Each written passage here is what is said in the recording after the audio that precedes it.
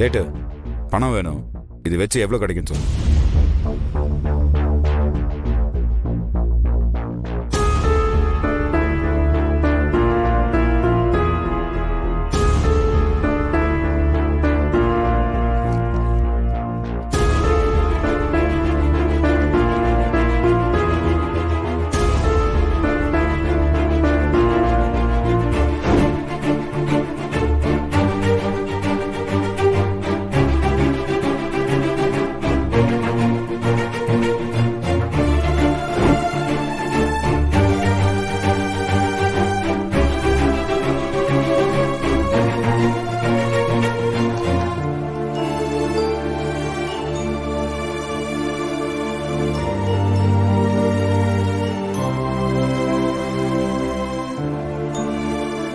தம்பி, இது ஒரிஜினல், இது டூப்ளிகேட். ரெண்டும் பார்க்க ஒரிஜினல் மாதிரி இருக்கும்.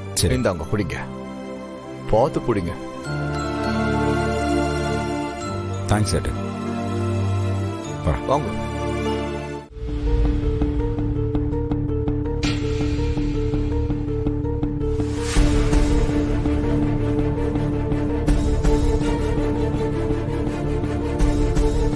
ஏதா தனி கொடுத்தன வந்த 2வது நாளே இப்படி இருட்டுக்குள்ள உட்காந்துருந்தா நல்லாவா இருக்கு?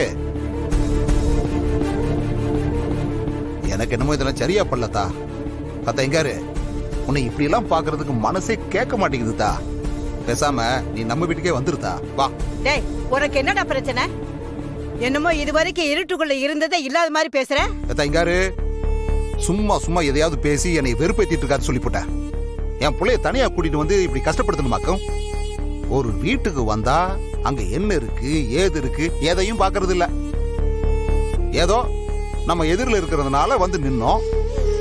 வெளியூரா இருந்தா என்ன பண்ணுவா? என் புள்ள தண்ணி இல்லாம சோறு இல்லாம எம்புட்டு கஷ்டப்படும். அதுக்கு என்னங்க இப்ப பண்ண முடியும்? இதெல்லாம் இந்த மாப்பிள்ளைய செஞ்சாரு. எவனோ ஒரு விளங்காத பையன் போனை போட்டு இப்படி பண்ணிருக்கான்.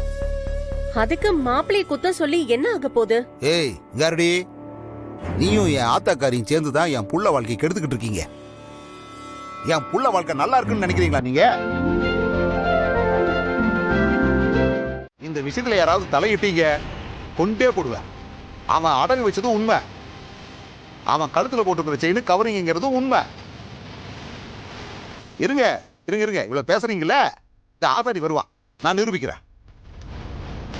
இப்ப நிரூபிச்சு என்ன பண்ண போறீங்க? மா இருமா, ஆசாரி வரட்டும். அது கவரிங்கா தங்கமான்னு எனக்கும் தெரியணும்.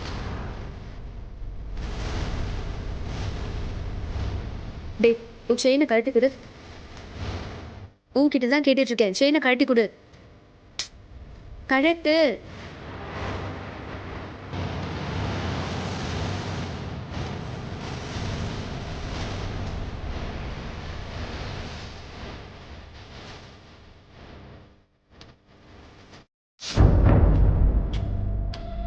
என்னையா இந்த நேரத்தில் வர சொல்லியிருக்கீங்க? ஐயா அதான் போன்ல சொன்னல.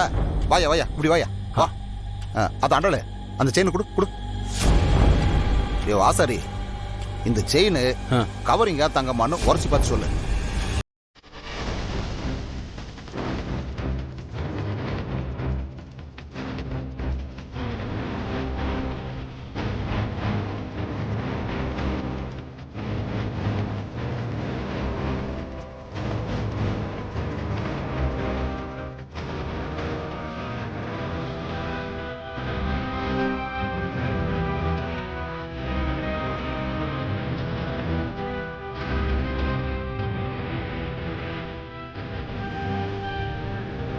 ஆசாரி என்னாச்சு?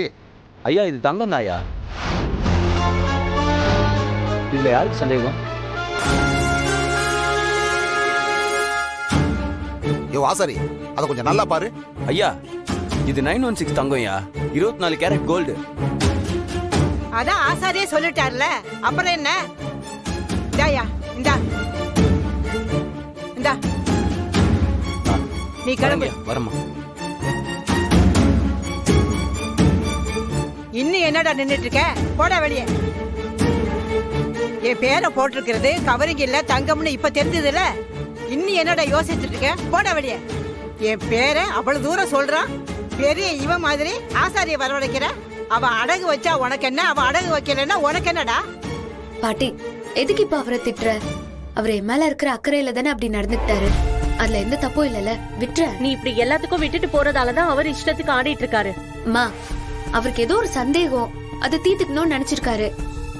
அதான் அவர் எந்த செயினையும் அடகு வைக்கலன்னு தெரிஞ்சிருச்சுல்ல. இந்த பிரச்சனை அவ்வளவுதான், இதோட விட்டுருங்க. இத பத்தி யாரும் இனிமே எதுவும் பேச வேண்டாம். பா, அந்த செயினை கொடு. என் அப்பா நான் நல்லா இருக்கணும்னு நினைக்கிறாரு. போதுமாடா, உன் மகளே சொல்லிட்டான்.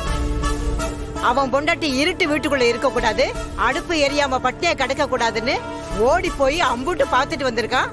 அவன் அப்படியே அடகே வச்சிருந்தாலும் அதுல என்னடா தப்பு? அத்தை, நீங்கெல்லாம் சொல்லி திருந்துற ஆளா அவரு? விடுங்க அத்தை. பொண்டாட்டி கஷ்டப்படக்கூடாதுன்னு நினைக்கிற புருஷன் கிடைக்கிறதுலாம் அது ஒரு வரம்.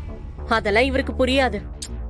மா, நான் தான் இந்த பேச்சையே விட்டுருங்கன்னு சொல்றேன்ல, தயவு செஞ்சு விடுமா. சும்மா இதையே பேசிக்கிட்டு. எது எப்படியோ மாப்பிள்ளைய நீ புரிஞ்சுக்கிட்டியே, அதுவே போதும். சரி, 2 பேரும் சாப்பிட்டு தூங்குங்க, நாங்க கிளம்புறோம். வாங்க அத்தை. வேர் கோயிங்? நாங்க தண்ணி கொடுத்தோம் வந்ததுக்கு அப்புறம் முதல் முறையா வீட்டுக்கு வந்திருக்கீங்க. சாப்பிடாம போக கூடாது. இருங்க, சாப்பிட்டு போலாம். சரியா? மாப்பிள்ள, அதெல்லாம் ஒண்ணும் வேண்டாம். நீங்க 2 பேரும் சாப்பிடுங்க. அமைதியா இருக்கீங்களா? தான் பொண்ணு கையால சாப்பிடணும்னு அவங்க அப்பா வெக்கத்தை விட்டு கேட்டாரு. சாப்பாட்டை போடாம அனுப்புனா நல்லாவா இருக்கும்? இருங்க, எல்லாரும் ஒண்ணா உட்காந்து சாப்பிடுவோம். லட்சுமி, இன்னைக்கு என் பேத்தி கையாலே சாப்பிட்டுட்டு போலாம். நான் சிலிண்டரை எடுத்துட்டு போறேன். நீ உள்ளவா, சமைச்சு தள்ளுவோம்.